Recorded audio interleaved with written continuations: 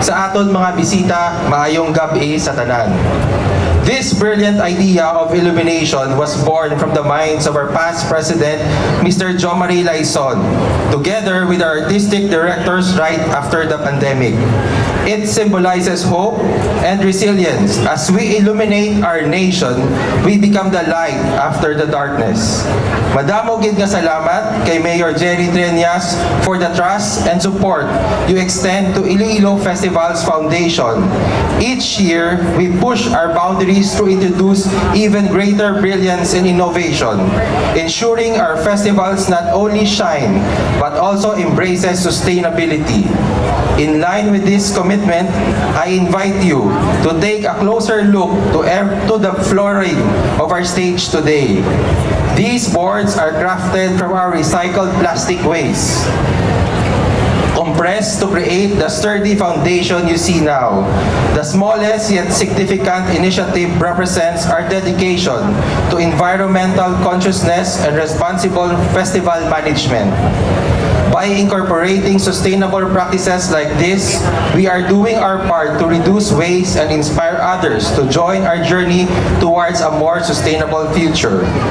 Our genuine appreciation goes to SMCT Iloilo for being our gracious host venue for helping us mount this festival. Your support is instrumental in bringing ILOmination, Philippines Light Festival to life. 3 years ago, our journey began by illuminating Dinagyang warriors and lighting up the streets of Iloilo. This year, we aspired to make it bigger and inclusive. Hence, we have extended our invitations to light festivals across the Philippines, allowing them to participate and showcase their unique culture here in the City of Love. To all our contingent tribes, our floats parade, who have traveled just to be with us tonight, your presence illuminate this event with vibrant culture and diversity. To all our mayors, governors, and tourism officers, madamo gid nga salamat for saying yes to our invitation. I also want to take a moment to offer our heartfelt thank you to Senyor Santo Niño for the abundant blessings and guidance He has continues to provide our community.